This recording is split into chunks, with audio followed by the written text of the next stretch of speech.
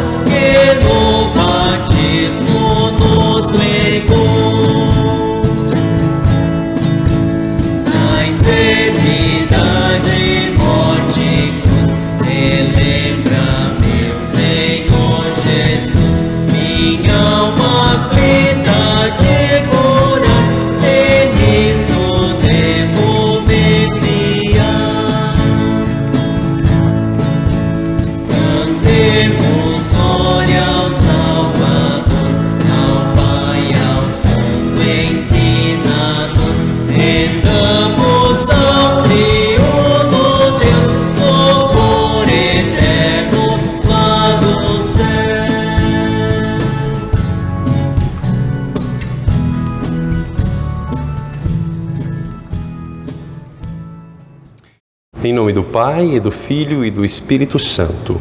Amém. Gracioso Deus, nós nos colocamos diante de Ti, pedindo perdão pelos nossos pecados, reconhecendo que somos pecadores e que, entregues a nós mesmos, nós estaríamos perdidos.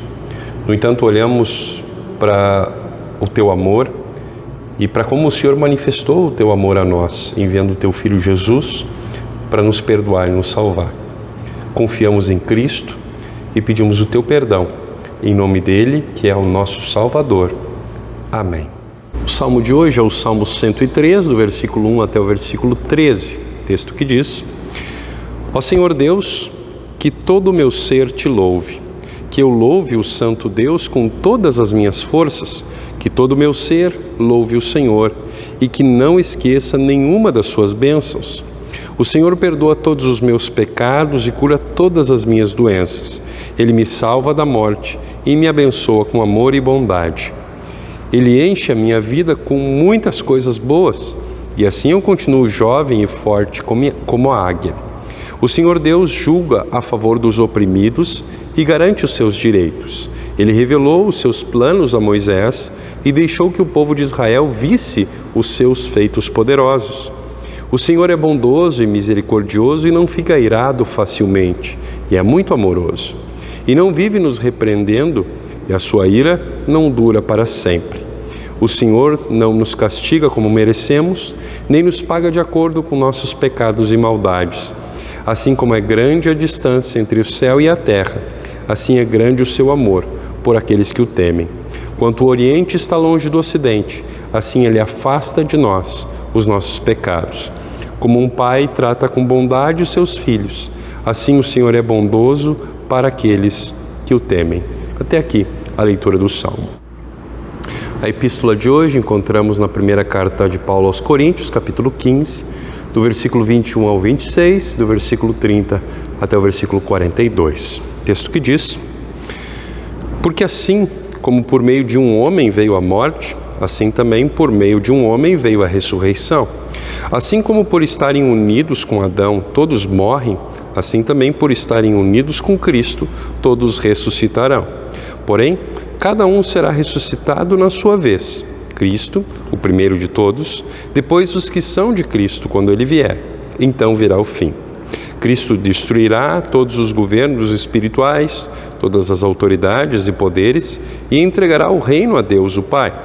Pois Cristo tem de reinar até que Deus faça com que ele domine todos os inimigos. O último inimigo que será destruído é a morte. Agora vamos para o versículo 30. E quanto a nós, por que é que nos colocamos em perigo a toda hora? Irmãos, eu enfrento a morte todos os dias. Se afirmo isso, é pelo orgulho que tenho de vocês, pois estamos todos unidos com Cristo Jesus, o nosso Senhor. Aqui em Éfeso, eu lutei contra inimigos como se lutasse contra animais selvagens. E se fiz isso somente por interesses humanos, o que foi que eu consegui com isso?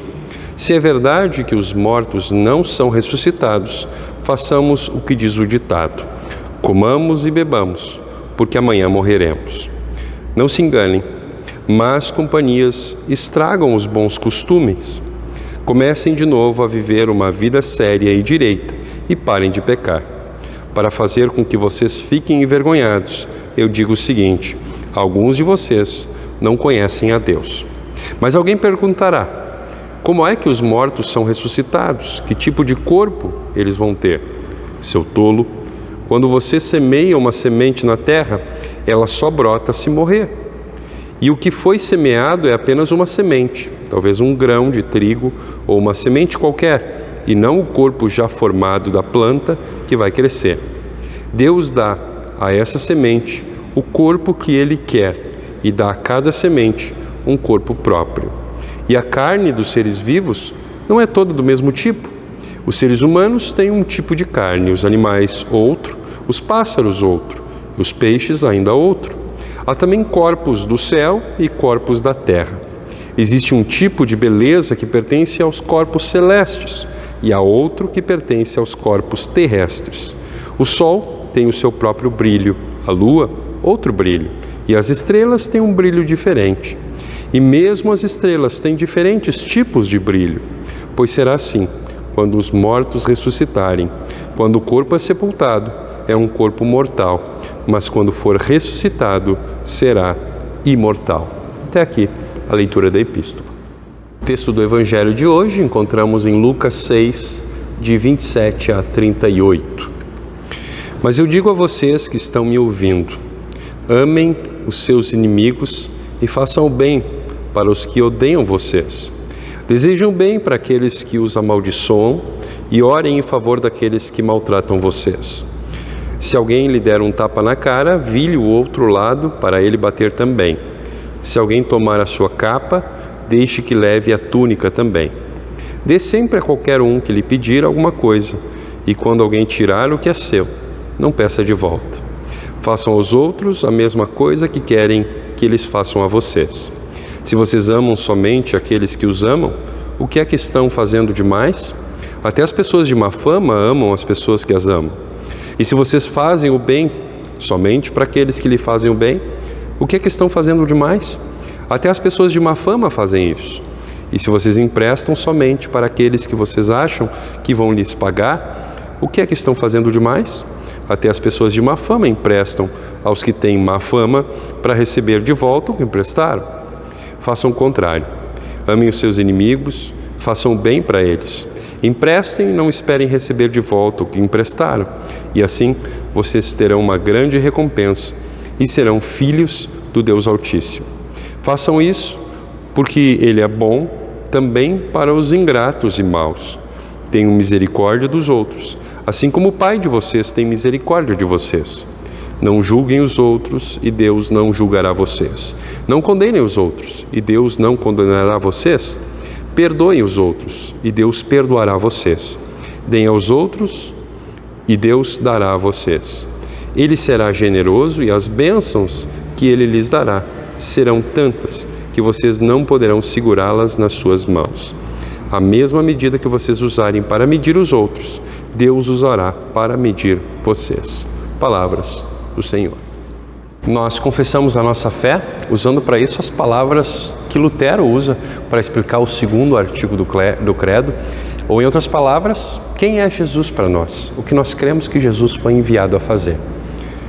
Creio que Jesus Cristo, verdadeiro Deus, gerado do Pai desde a eternidade, e também verdadeiro homem, nascido da Virgem Maria, é meu Senhor, pois me remiu a mim, homem perdido e condenado, me resgatou e salvou de todos os pecados da morte e do poder do diabo, não com ouro ou prata, mas com seu santo e precioso sangue e sua inocente paixão e morte, para que eu lhe pertença e viva submisso a ele em seu reino e o sirva em eterna justiça, inocência e bem-aventurança. Assim como ele ressuscitou dos mortos, vive e reina eternamente. Isto é certamente verdade.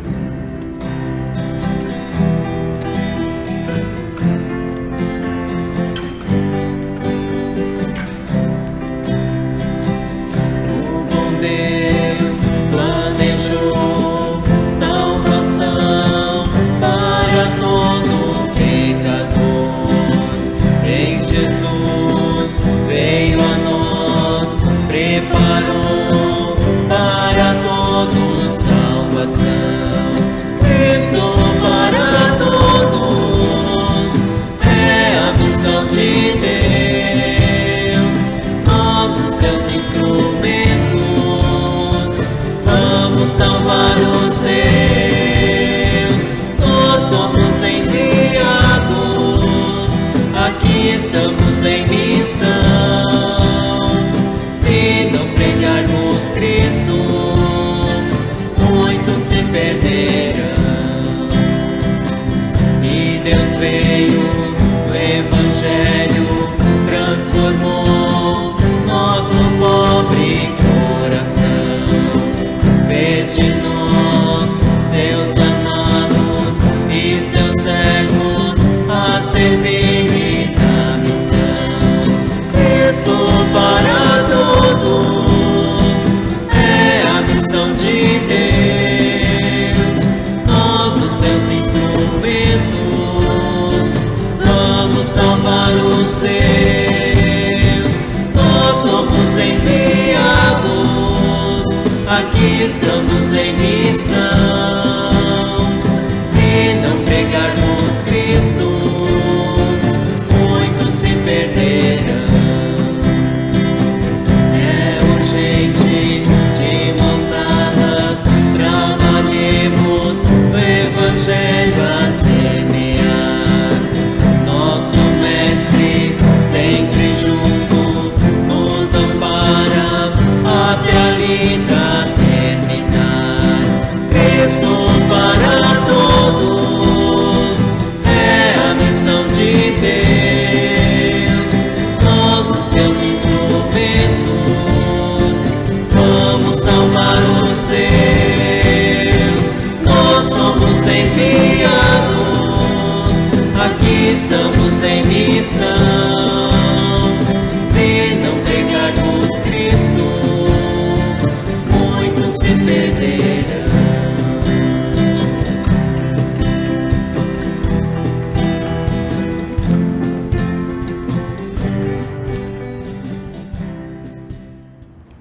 Eu acompanho nas redes sociais um rapaz que produz material e que propôs, a partir de determinado momento, viver uma vida nômade.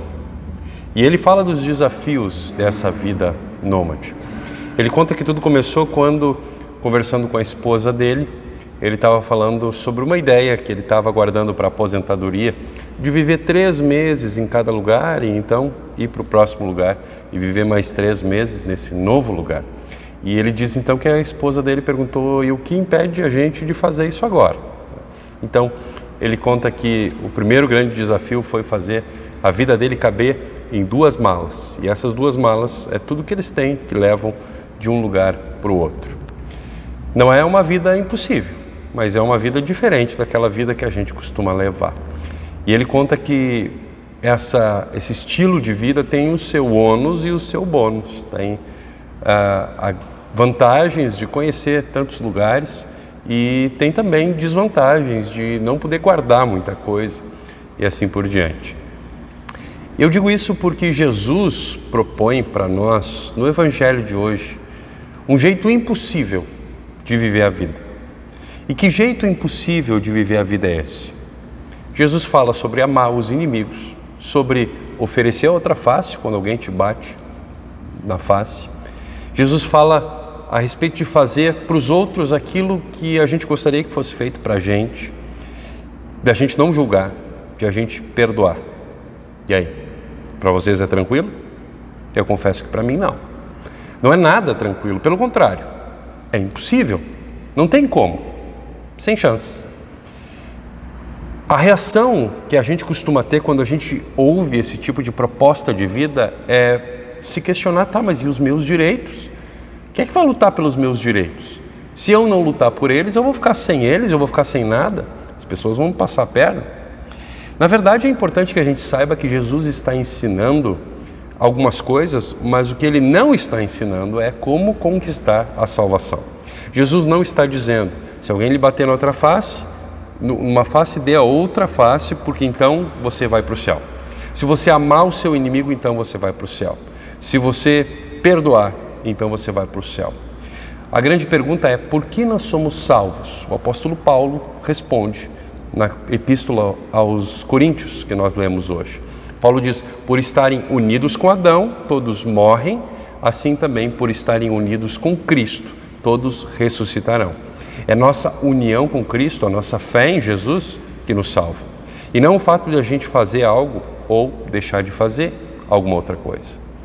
Jesus está não apontando para a maneira como do que a gente deve fazer para ser salvo, mas ele está apontando para a ética que é o resultado da fé nele. A estes a quem ele salva, a estes a quem ele perdoa, ele descreve.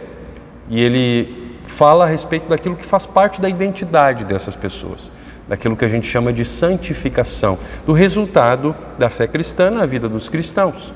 Aos cristãos, Jesus descreve a vida cristã e a ética resultante de ser quem eu sou, um pecador perdoado, salvo, sem mérito, sem dignidade própria, mas com os méritos e com a dignidade de Jesus, que se tornam meus pela fé nele. Jesus está nos ensinando que a vida cristã não tem nada a ver com os nossos direitos, pelo contrário. Na vida cristã, a gente é motivado a ir além da lei para a salvação do próximo. É verdade que a gente costuma ter a ideia de que a nossa fé dificilmente tem uma implicação ética. E essa ideia de que não existe essa relação e de que também não existe muita relação entre o que o nosso corpo faz e aquilo que a nossa alma acredita, isso estava presente também no contexto da carta aos Coríntios. O Paulo cita isso. Ele diz algo que era usado como argumento lá entre os coríntios. Ele diz, olha, quer comamos e bebamos porque amanhã morreremos. E o Paulo reage a isso dizendo, não se enganem. Ele continua dizendo, comecem de novo a viver uma vida séria e direita e parem de pecar. Ele está falando a respeito das implicações da vida cristã, da fé cristã. Agora, essa proposta de um jeito de viver impossível, ou talvez, digamos, improvável, é como que contestada pelo exemplo de José. Ele é o exemplo improvável de alguém que viveu de acordo com preceitos dessa forma. Por exemplo, ele é o exemplo de que Deus pode fazer o milagre de fazer alguém viver da forma como ele deseja. E que isso já pode acontecer hoje, mesmo que imperfeitamente. É verdade que o apóstolo Paulo aponta para o fato de que Todos os cristãos, depois de regenerados na nova vida, na eternidade, vão poder viver essa vida de acordo com a vontade de Deus, integralmente. E o exercício que eu gostaria de fazer hoje é convidar vocês a olhar para o Salmo 103, e imaginar o José como um leitor do Salmo 103, do ponto de vista de José e na vida de José. O salmista diz o seguinte: que eu não esqueça de nenhuma das suas bênçãos. Essa também podia ser a oração de José. Deus, não me deixe esquecer das tuas bênçãos.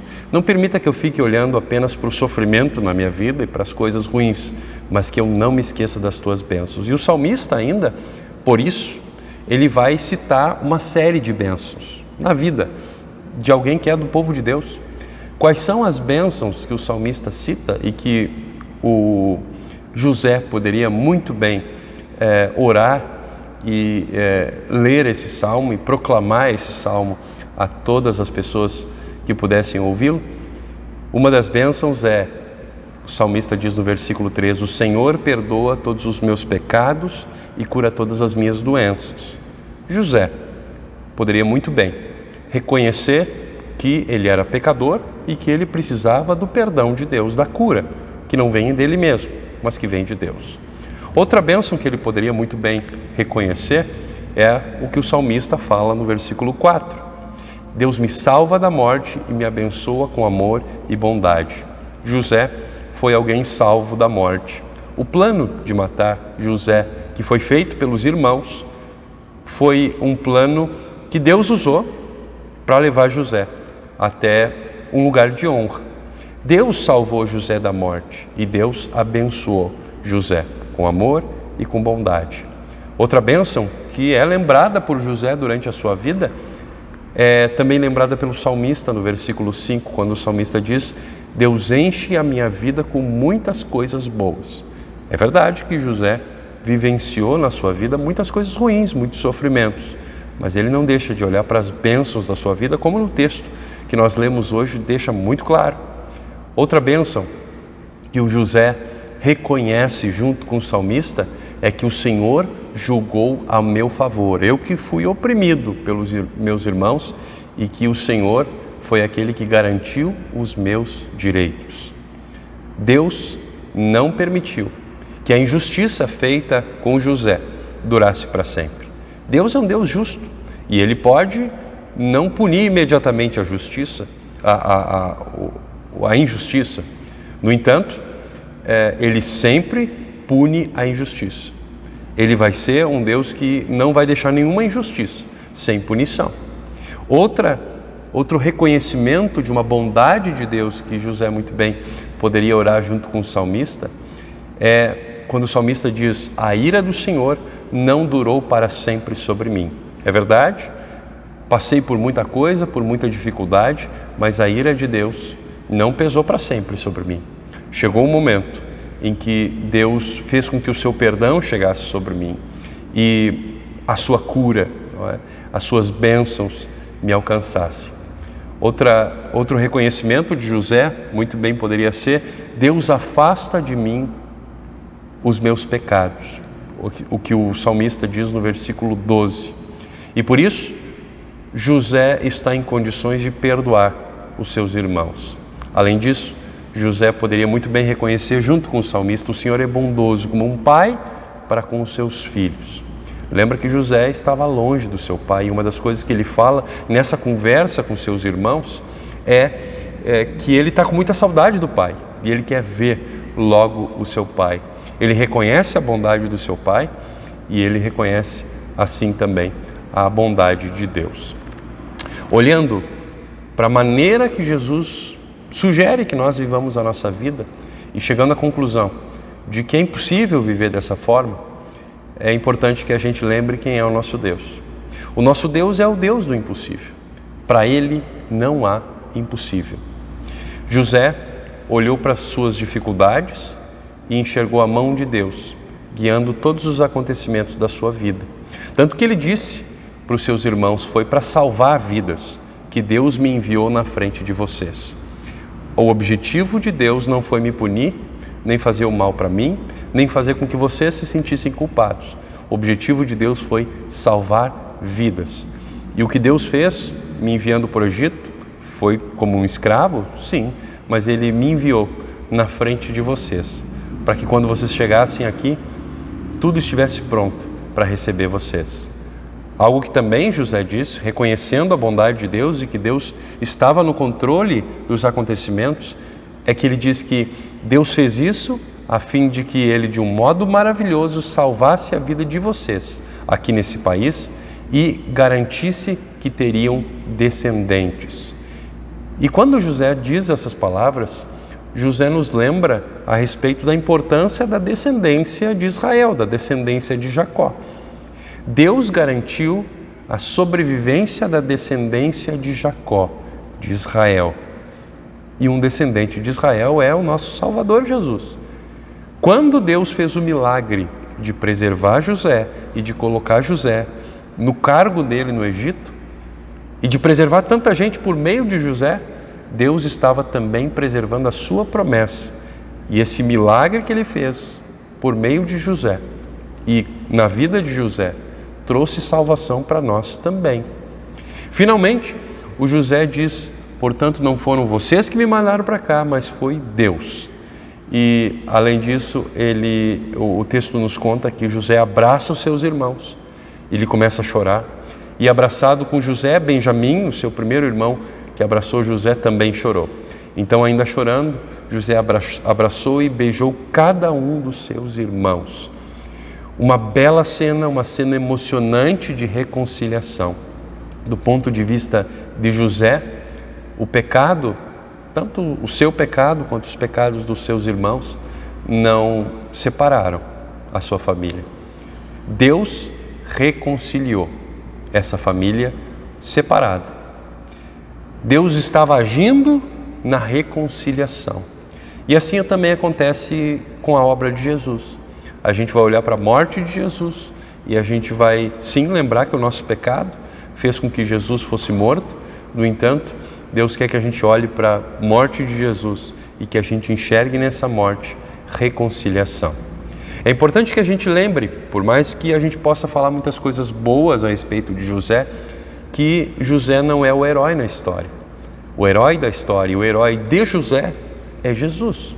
Jesus foi aquele que foi para o Egito e do Egito foi chamado, como diz o texto bíblico. Jesus é o filho amado pelo Pai, rejeitado pelos irmãos. No que dependeu dos irmãos, de maneira cruel e justamente, Jesus foi assassinado. E esse assassinato foi um assassinato para benefício dos seus agressores. Isso aconteceu na história de José, isso aconteceu também no plano de salvação na vida de Jesus. Só olhando para tudo isso, a gente pode entender como José pôde ver a si mesmo como um instrumento que Deus queria usar para levar os seus irmãos ao arrependimento, ao perdão e à salvação. Estamos no período de Epifania. Epifania significa manifestação. José entendeu que Deus queria se manifestar por meio dele aos seus irmãos. Jesus, com as palavras do Evangelho, quer nos ensinar a mesma coisa. Nós somos epifania de Deus, somos manifestação de Deus. Só assim a gente pode processar e começar a digerir o que Jesus está nos dizendo no texto do Evangelho. Por isso, esse texto tem vários imperativos, diversas ordens. No entanto, o tempo verbal que é usado aqui nesse texto por Jesus está apontando para algo que acontece constantemente, de maneira repetitiva, habitual. Não é algo que apenas acontece uma vez, mas é algo de costume. A gente vive assim. Como? Amando os nossos inimigos, fazendo bem aos que nos odeiam. Mas permanece a pergunta: como? Quem seria capaz de viver dessa forma? Perfeitamente? Ninguém. A não ser que Deus faça um milagre e me faça amar aquele a quem eu naturalmente, se depender de mim mesmo, só posso odiar. Quem seria capaz de abençoar os que o amaldiçoam, orar pelos que o maltratam, oferecer a outra face, fazer aos outros o mesmo que gostaria que fosse feito a si mesmo?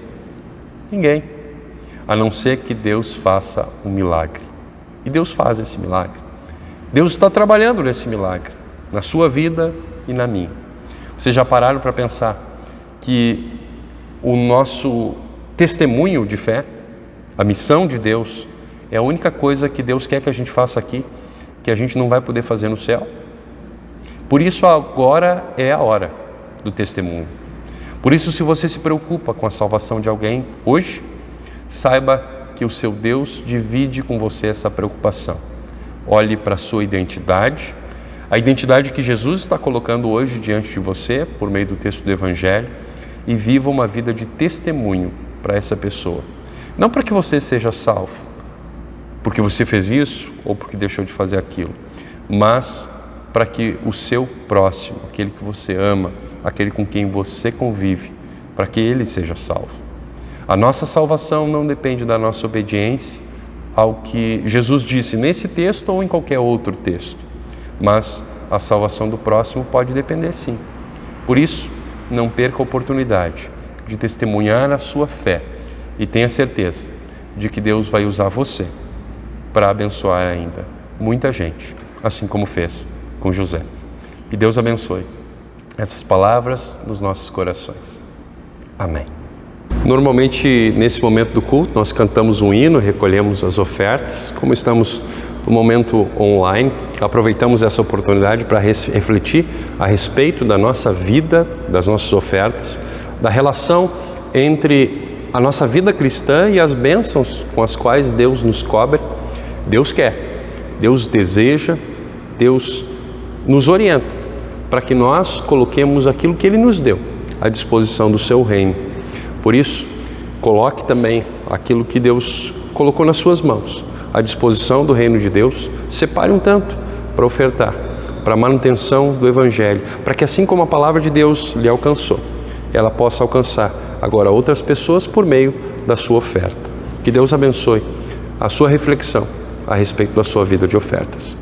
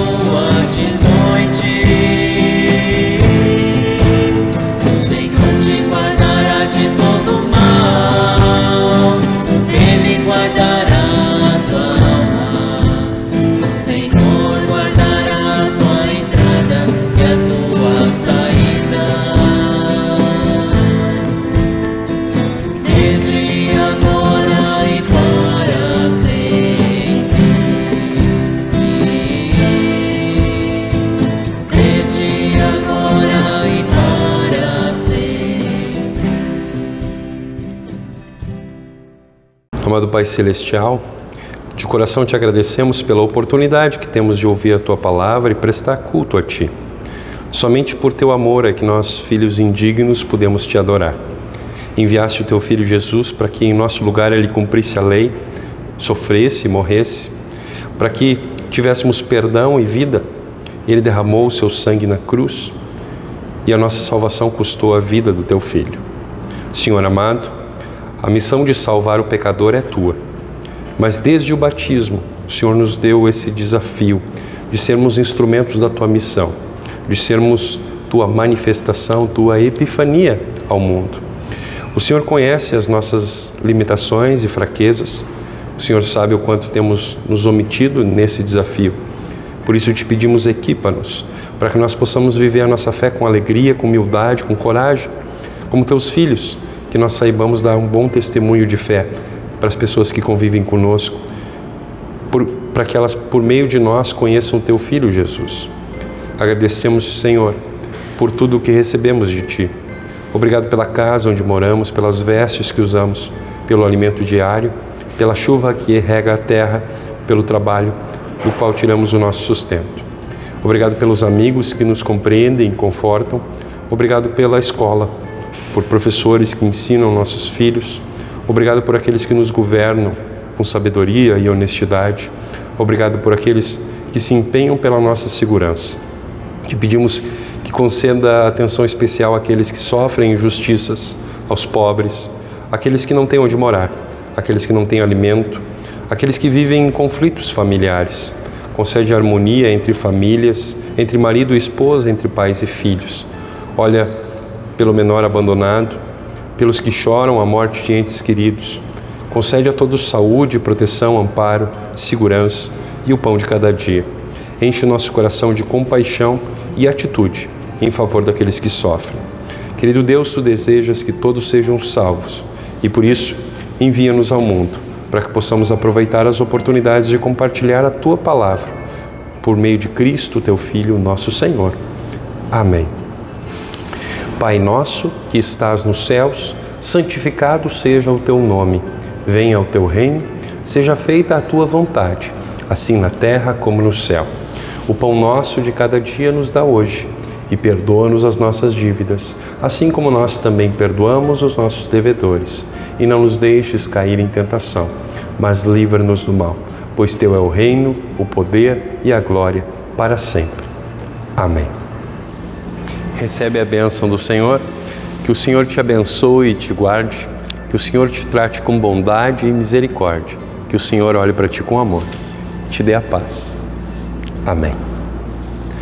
Queridos irmãos, assim chegamos ao final do nosso culto, agradecendo que você nos acompanhou até aqui. Nós incentivamos que você curta, compartilhe esse material para que ele possa alcançar mais pessoas. Os avisos das atividades dessa semana aqui na Congregação Bom Jesus estão aqui na descrição desse vídeo, assim como os dados para as ofertas, né, que podem ser feitas por quem acompanha os nossos cultos online. Então, assim, agradecemos a sua audiência e esperamos vocês nos nossos próximos vídeos. Que Deus lhe abençoe. Amém.